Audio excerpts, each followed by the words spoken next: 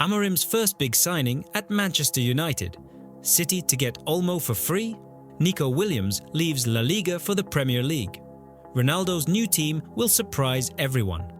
All this and much more in today's episode. If this video gets 500 thumbs up, it will motivate us to keep creating new content. So enjoy watching and let's get started. So, do you remember how we were all speculating about where Cristiano Ronaldo would head next once the dust settled in Saudi Arabia? It looks like the dust is just starting to rise. According to rumors, Ronaldo is seriously considering 3 possible directions for his future. And all of this is happening amid growing concerns that Al Nassr doesn't seem capable of winning the AFC Champions League. You remember that tournament, right? Cristiano, as they say, is no longer a youngster, but there's one thing you can't take away from him. His ambition is through the roof. He's not the type to just sit around. He wants trophies, and he wants them now. And this is exactly where things get tricky.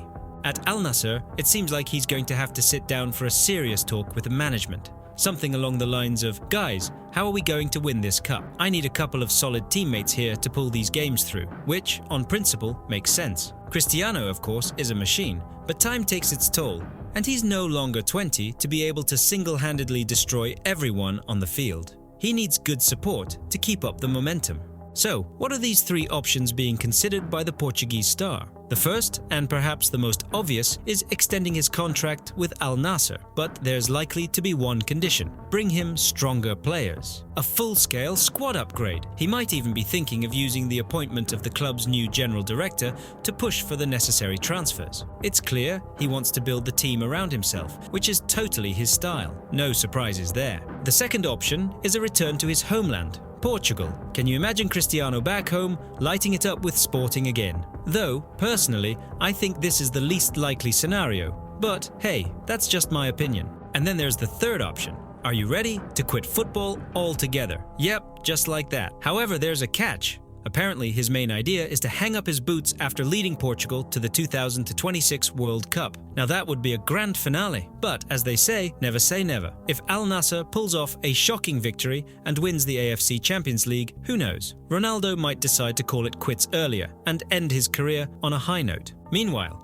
media outlets are hinting at yet another option that's almost unbelievable. Word is, Cristiano might leave Al Nassr for, can you guess? No, not PSG, although there were some whispers about that too. For Al Hilal. Can you imagine? Al Hilal, Al Nassr's main rival. Well, if you can even call them that, but why would they want him? Turns out, Al Hilal desperately needs Cristiano for the Club World Cup. It seems Al Hilal sees Ronaldo as a potential replacement for Neymar. Apparently, Neymar is already 90% on his way out of the club, and nobody's too eager to extend his contract. Sounds like some wild conspiracy theory, doesn't it? Ronaldo switching from one Saudi club to another. But to me, this feels like the Saudis are playing some sort of interesting game. Maybe just to spark more interest in their local football and get the media buzzing about them again. After all, Ronaldo is the kind of figure who naturally draws attention. Honestly, this whole Ronaldo transfer saga feels more like a football-themed show, where it's not just the results that matter, but the process itself, the hype around it. Priorities seem to be a bit different here. Attention might just be more valuable than a scored goal. So, where will Cristiano ultimately end up? Will he stay at Al Nassr and demand massive transfers, return to Portugal for the twilight of his career, or shock the world by moving to Al Hilal? Share your thoughts in the comments. I'm really curious to hear what you think. Maybe one of you will even guess the right answer, and we'll definitely revisit this topic, keeping an eye on how everything unfolds. If we are to believe the press, a queue of top clubs has already formed for Milos Kerkez. Just imagine. Manchester United, Chelsea, and, wait for it, Liverpool all want to sign the Hungarian talent. And you know what? It seems that the Reds have a few significant advantages in this race. Firstly, they already have Dominik Szoboszlai in their squad, who, by the way, happens to be Kerkez's best friend from the Hungarian national team. And let's be honest, that's a pretty compelling argument. Secondly, Liverpool's sporting director Richard Hughes is the very man who brought Milos to Bournemouth from AZ Alkmaar in the first place. Those kinds of connections, you see, can make a real difference. Something tells us that this could give the Merseyside club a solid edge in any negotiations. Now, here's the most intriguing part. Kerkez isn't just some average defender. The guy is the real deal. He's only 21 years old, yet he's already tearing it up in the Premier League for the second season in a row. Aggressive, fast, and a true beast on the pitch, he's rightly being called one of the best in his position. And here's another thing. It seems Bournemouth are already preparing for life without Kerkez. Rumours have it they're actively searching for his replacement. Honestly, I wouldn't be surprised if negotiations are already in full swing. Let's face it, they'll likely try to squeeze as much money as they possibly can out of this deal. Speaking of money, word on the street is that Bournemouth value Milos at £40 million, maybe even £50 million. That's a hefty price tag, no doubt, but on the other hand, the guy still has 3.5 years left on his contract, which means the Cherries are in no rush to sell and can dictate the terms. Especially since they're aiming for European football themselves and need to keep hold of their best players. But here's the catch. As we mentioned earlier, it's by no means guaranteed they'll be able to find an adequate replacement during this transfer window. Now let's circle back to Liverpool. It's worth noting that they're planning a rebuild at left back. Andy Robertson is already 30, and Kostas Tsimikas isn't exactly getting any younger either. So Kerkez looks like a long-term investment, a logical one given his talent and potential. That said, let's not forget about Manchester United, who, as we all know, also have issues on the left flank of their defence. So the battle for Kerkez promises to be intense. It's hard to imagine Bournemouth letting go of such a player without a fight. All in all, this is shaping up to be a complex and fascinating situation. We'll be keeping a close eye on how it unfolds. But what do you think? Where will Milos Kerkez end up? And is he really worth the kind of money being talked about? It looks like the Gunners are seriously targeting Athletic Bilbao winger Nico Williams. According to insider reports from Football Transfers, Arsenal is ready to pay €58 million for the 22-year-old. The price tag is, of course, hefty, but, with the current market for promising players, the numbers are enough to make you reach for a bottle of Valerian. This raises a logical question.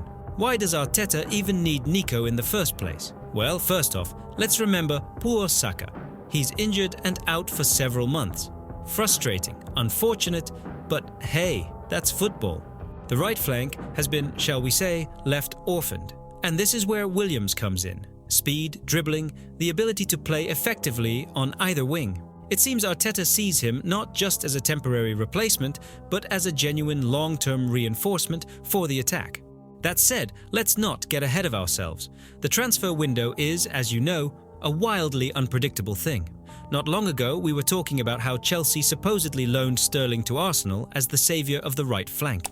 And, well, where is that saviour? It's not that Raheem is terrible, but if we're honest, he hasn't exactly dazzled as much as people hoped. So, interest in Williams looks like not just a logical move, but a necessary one. Williams isn't just a stand-in for Saka. He's a player capable of creating healthy competition in the attacking line. Imagine this, Martinelli on the left, Williams on the right. And don't forget Trossard, waiting in the wings. What a lineup, right? Arteta would have so many attacking options at his disposal, it would leave us all awestruck. The ability to adjust tactics during matches, to adapt to the opponent. It's like a breath of fresh air.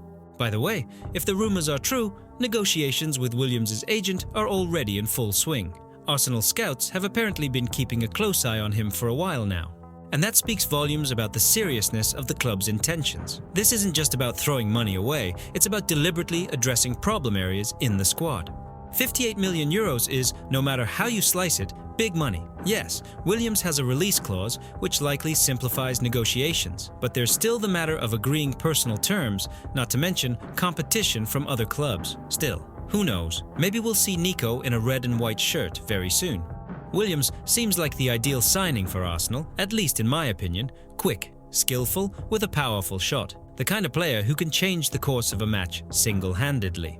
And crucially, he's still young, with his best years ahead of him. This isn't just a short-term fix, it's an investment in the club's future. Of course, we could debate the pros and cons of this potential move all day. The important thing is that the club's management is taking action, exploring options, and looking to strengthen the squad. And you have to admit, that's encouraging. Now, my friends, I'd like to ask you, what do you think about all this? Do you believe this transfer will happen? Does Arsenal even need Nico Williams? Drop your thoughts in the comments and let's discuss it. After all, I'm here going on and on, but I'm curious to hear what you have to say. So, according to the latest rumours, there's some serious competition brewing for Martin Zubimendi. Arsenal, Liverpool, and even Real Madrid. Now, that's quite the lineup of suitors. Remember how, at the start of the season, everyone was talking about Zubimendi's move to Liverpool? It seemed like a done deal. Bags packed, plane tickets booked, and then he suddenly decided to stay put. And now it appears Real Madrid has entered the chat, reportedly interested in bringing the player on board. Honestly, there's nothing surprising about that. Let's be real. Modric isn't getting any younger, and someone has to step up and take his place. Madrid needs fresh blood in midfield, and Zubimendi seems like a very solid candidate. The guy has truly earned his reputation, a key player for both club and country. But let's shift our focus to Arsenal for a moment. Look, let's be honest about Jorginho. He's not quite the player he used to be. They need a replacement, and fast. And Zubimendi, in my opinion, could be the perfect addition. Can you imagine the level of ball control he'd bring to the midfield? Calmness, reliability in defense, exactly what the Gunners are sometimes lacking. I can almost picture him linking up with, I don't know, Ødegaard maybe? That would be a thing of beauty. Of course, convincing Zubimendi to move to London after he already rejected Liverpool won't be an easy task. But there's one significant factor here: Mikel Arteta, the Spanish coach who, according to rumours, has publicly praised Zubimendi multiple times. And that could play a key role. Having tactical guidance from someone who speaks the same language might just tip the scales. Plus, we know Arteta can be very persuasive. And let's not forget Liverpool. They're very much in the mix. This is an interesting case. Remember that summer saga? It seemed like everything was settled. Liverpool's agreement with Real Sociedad was reportedly in place, and then bam! Zubimendi changed his mind. That was a massive blow for Reds fans. Now, according to Fichajes, Liverpool is once again the most interested party. Arne Slot apparently considers Zubimendi a perfect fit for his system, and that makes sense. Liverpool could use more depth in the midfield. Zubimendi's contract includes a release clause of £51 million. And here's the big question: will Liverpool be willing to fork out that amount after coming so close to signing him last time? It's a fascinating dilemma, isn't it? As for Real Madrid, well, they're Real Madrid. It's clear they're planning for a post-Modric future, and Zubimendi could be the perfect candidate to fill that void. But you can bet the competition will be fierce. Liverpool and Arsenal aren't going to back down without a fight. That's for sure. Honestly, it feels like Liverpool might be the most determined right now. After missing out on him in the summer, they seem unlikely to let the chance slip away again. But Arsenal with Arteta, that's a serious contender. And then there's Real Madrid. Well, Real is always Real. There's the club's history, ambition, and the opportunity to play at the very highest level. So, who's going to win this heated battle for Zubimendi in the end? The big questions remain. Can Arteta convince him to join Arsenal? Will Liverpool be willing to take another risk and splash the cash? Or will Zubimendi be tempted by the allure of playing for Real Madrid? As always, there are more questions than answers. The crisis at Manchester United has reached its peak, and waiting for the summer transfer window to strengthen the squad is now an unaffordable luxury. December 2024 has become the club's worst month in a century, marked by 6 defeats. The Red Devils currently sit in a humiliating 14th place in the Premier League, just 7 points above the relegation zone. Ruben Amorim faces an incredibly difficult task, especially given the team's struggles with scoring. However, the acquisition of Sporting striker Viktor Gyökeres could be the catalyst for change. Under Amorim's guidance at Sporting, Gyökeres showcased outstanding performances, and his transfer is absolutely critical for United to avoid a relegation battle. The initial euphoria following Amorim's appointment has been replaced by growing anxiety. Since his arrival in late November, the team has only managed to gain 6 points from 6 matches. Amorim is trying to implement his energy-intensive 3-4-3 system based on ball control, short passes, and relentless pressing, a strategy he successfully implemented at Sporting. The January transfer window offers Sir Jim Ratcliffe and Ineos a chance to support their manager. Despite a limited budget, potential sales of players such as Rashford, Casemiro, or Antony could free up funds to bolster the squad. United's primary problem is the absence of a reliable goal-scoring forward. Rasmus Højlund, with his modest 7 goals in 22 matches, simply does not meet the club's demands. While his potential is evident, relying on him as a main striker is premature. He lacks the killer instinct required at Old Trafford. In this context, Gyökeres emerges as a player of tremendous significance. In 2024, he scored 62 goals for club and country, becoming Europe's top scorer. This season alone, he has netted 27 goals for Sporting, including 5 in the Champions League. Since Amorim's arrival, United's growing interest in Gyökeres has become clear. Arsenal, Liverpool, Manchester City and Chelsea are also in the race for the striker, but Amorim's presence at United gives them an edge. Losing Gyökeres to a rival would be a major setback. The Swedish forward is a powerful and technically gifted player capable of taking United to new heights.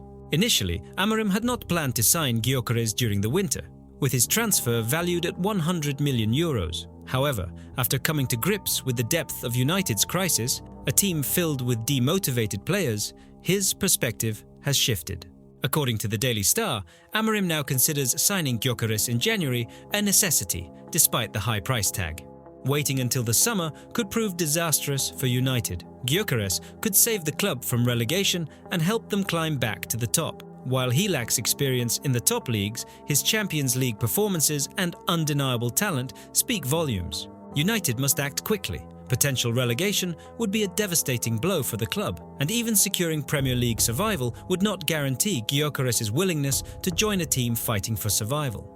Amorim has openly acknowledged the possibility of relegation, a statement that can be interpreted as a call for Ineos to provide him with the resources he needs. He is determined to stick to his principles. United's current predicament is the direct result of Jim Ratcliffe's mistake in extending Erik ten Hag's contract. Now, Ineos must rectify the situation, and signing Gyökeres is the first step in doing so. Can Viktor Gyökeres save Manchester United?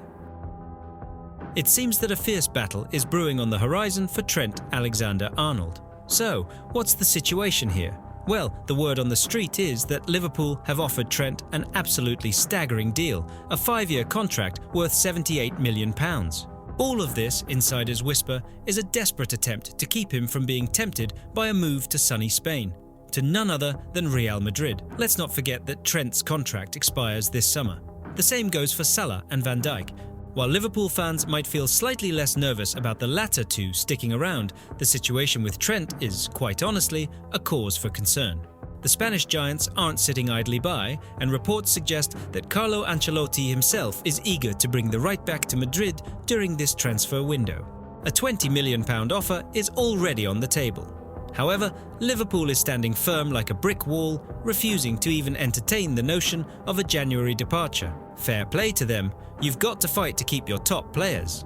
That said, Real Madrid is no pushover either. Rumour has it they're prepared to offer Trent a lucrative deal with wages of around £300,000 per week, similar to Liverpool's proposal. But here's the catch.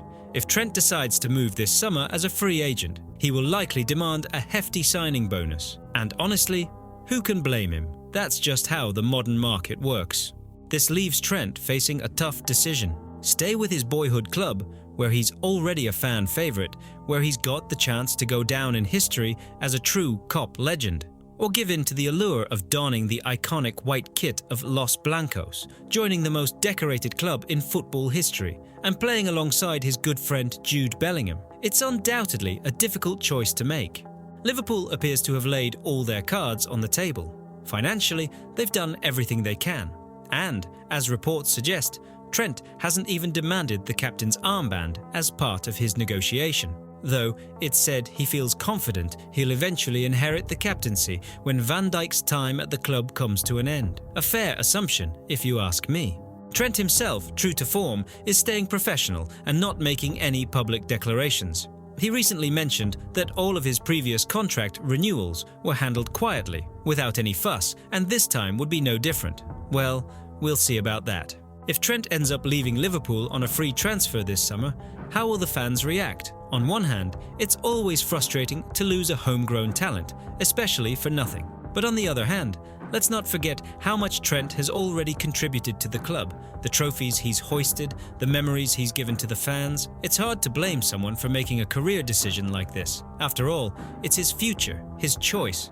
Personally, I wouldn't hold it against him if he decided to make the move to Madrid. It's an understandable decision. Perhaps he's looking for a new challenge, fresh experiences, And Real Madrid certainly provides a unique opportunity in that regard. But there's always another side of the coin. At Liverpool, Trent plays alongside a squad of world-class players, whereas at Madrid, well, that might be a topic for debate. On the flip side, joining Real could allow him to reach new heights in his career. And of course, we can't ignore the Bellingham factor. Jude is rumoured to be the key figure, potentially paving the way to the Bernabeu for Trent. In the end, Trent now faces a career-defining decision. Will he continue to write his story at Liverpool, or will he chart a new course with the Galacticos, chasing new triumphs in Madrid? That's the big question. For Liverpool, losing Trent would be a huge blow. The £78 million offer is their way of showing they are willing to do whatever it takes to keep him. But the allure of Real Madrid is a tough force to compete against. Many, however, believe that if Trent stays at Liverpool, he could become a true legend, a hero of his hometown. What do you think? Will Trent stay loyal to Liverpool, or will he pursue new challenges with Real Madrid? Share your thoughts in the comments. It'd be great to hear what you all think. So, what do we have on the horizon? Well, what we have is an absolute disaster for Barcelona in their attempt to register Dani Olmo. Yes, that Olmo, who they signed back in the summer for 60 million. And guess what? La Liga and the Royal Spanish Football Federation have basically said, sorry guys, but no. Just like that, they crushed the fans' dreams of seeing Olmo on the pitch this season. To put it mildly, this is an unpleasant surprise. Now, Barca's no pushover. They tried to push through Olmo's registration, but, as they say, it didn't work out. They failed. If rumours are to be believed, they now have two options. Either get stuck in legal battles trying to prove they're not at fault, or, well, Olmo waves goodbye and goes looking for a new club where he can at least kick a ball this season. Which, honestly, sounds entirely ridiculous, doesn't it? For Olmo, this situation is, to say the least, stressful. He joined a top club, presumably to shine on the field and score goals, but instead, hello bench, and not even the playing bench, but more like a legal one. Though, according to reports, Olmo isn't planning to leave. He's essentially saying, I'll wait and hope. Admirable? Sure. But time doesn't stop, and a football career doesn't wait, as the saying goes. Meanwhile, Manchester City is already circling around Olmo. Of course, this is a player who scored 5 goals in 11 matches, showed his quality, and now suddenly becomes an unexpected gift for Barcelona's rivals. If things take the worst-case scenario, Olmo might leave for free. Can you imagine? Barca splashed out £50 million and could end up with neither the player nor the money. Honestly, you can't help but wonder, how is this even possible? How can a massive club like Barcelona screw up this badly with player registration? Didn't anyone check the deadlines, or did they just think they could get away with it? Apparently not. Let's not forget the deadline for registering players for the second half of the season was December 31st. And Barca, it seems, missed it. Now, they've got to deal with the fallout. Sure, they can still try to appeal the decision with the Higher Sports Council, but according to insiders, their chances aren't great. There's even a tricky rule that prohibits a player whose registration was cancelled from being registered with the same team within the same season. So, yeah, they're in big trouble. And how can you not just throw your hands up in disbelief? First, they've got financial struggles, constantly talking about financial fair play. Then they scrape together the funds to sign someone, only to fail to register him. It's honestly like a circus. And the wildest part is that rumors about this have been swirling for weeks, but it seemed almost unthinkable that something like this could happen to a player of Olmo's caliber at a club of Barca's stature. Yet, here we are. And now, as we said before, English clubs are on high alert. Pep's Manchester City, according to the press, is keeping a very close eye on the situation. And although Olmo apparently wants to stay at Barca, who knows what will happen if he has to sit out 6 months without playing? Anyone would want to leave. Arsenal, it's rumoured, is also keen to strengthen their attack in the January transfer window. Once again, Barca finds itself in an awkward position, and it's unclear how this will all end. Will the club manage to defend its case in court? Or will Dani Olmo actually have to sit out the rest of the season? Or perhaps we'll see him in a different shirt come January. What do you think about all this? Share your thoughts in the comments. We'd love to hear your take.